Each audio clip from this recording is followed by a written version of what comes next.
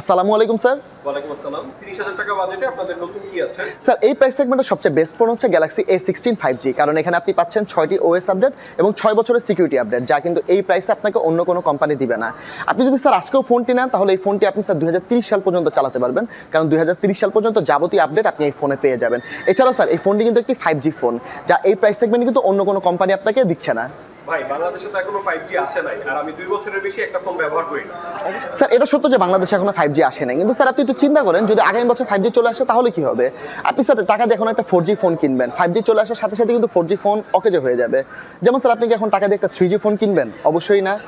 আর sir আপনি আরেকটা জিনিস বলেন যে আপনি স্যার 2 বছরের বেশি ফোনটি ইউজ করেন না, কিন্তু স্যার তারপরে কি আপনি হয়তো ফোনটা বিক্রি করে দিবেন অথবা কাউকে দিয়ে দিবেন।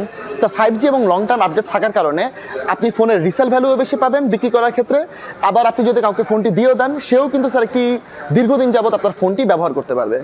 এছাড়াও স্যার এই ফোনটিতে ব্যবহার করা হচ্ছে লেটেস্ট জেনারেশন প্রসেসর। স্যার এই প্রাইস সেগমেন্টে মার্কেটে অন্যান্য কম্পিটিশন যে প্রসেসরগুলো দিচ্ছে, যেমন স্ন্যাপড্রাগন 680, 685, হেলিও, G99, এই সবগুলো কিন্তু স্যার 2021-22-এর প্রসেসর। আর আমাদের ডায়মেনসিটি 6300 এই প্রসেসরটা কিন্তু স্যার 2024-এর প্রসেসর। আপনি স্যার গুগল করলে কিন্তু পেয়ে যান। তো স্যার টাকা দিয়ে যেহেতু ফোন কিনছেন, তাহলে স্যার পুরাতন টেকনোলজির প্রসেসর কেন নেবেন? নতুন টেকনোলজি নিয়ে যান। আর স্যার ক্যামেরার কথা যদি বলি তাহলে গ্যালাক্সি A16 5G-তে পাচ্ছেন আপনি ট্রিপল ক্যামেরা সেটআপ এবং ফ্রন্টে পাচ্ছেন আপনি 13 মেগাপিক্সেল ফ্রন্ট ক্যামেরা। 3টা ক্যামেরার কি কোনো দরকার আছে? 2টা ক্যামেরাই তো এনা। স্যার এটা তো স্যার যার প্রেফারেন্সের ব্যাপার, কিন্তু গ্যালাক্সি A16 5G-তে আপনি একটা স্পেশাল জিনিস পাচ্ছেন, যেটা হচ্ছে আলট্রা ওয়াইড ক্যামেরা। এই প্রাইস সেগমেন্টে ম্যাক্সিমাম কম্পিটিশনের ফোনগুলোতে কিন্তু আলট্রা ওয়াইড লেন্সটা দেওয়া হচ্ছে না। আর এই লেন্সটার ম্যাক্সিমাম প্রয়োজন অনুভব করা হয় স্যার ট্যুরে গেলে। মনে করেন স্যার আপনি কক্সবাজারে গেলেন, এখন সমুদ্রের একটা ছবি তুলবেন, স্যার আপনি যদি মেইন ক্যামেরা দিয়ে ছবি তুলেন তাহলে স্যার এতটুকু এরিয়া কাভার হবে, কিন্তু আলট্রা ওয়াইড দিয়ে ছবি তুললে এত বড় এরিয়া কাভার হবে।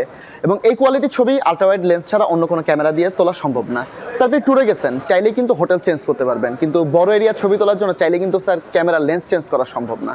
সিকিউরিটির জন্য এই ফোনটিতে ব্যবহার করা হয়েছে স্যামসাং নক্স ভল্ট এবং সিকিউর ফোল্ডার, যা আপনার ডাটাকে রাখবে প্রোটেক্টেড। ডিজাইনের ক্ষেত্রে এই ফোনটিতে ব্যবহার করা হচ্ছে গ্লাস্টিক ব্যাক ফিনিশ, যা একটা প্রিমিয়াম হ্যান্ড ফিল দেয়।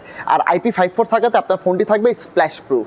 স্যার ফোনটি আপনি 3টা ভ্যারিয়েন্টে পেয়ে যাচ্ছেন, 6128, 8128, 8256।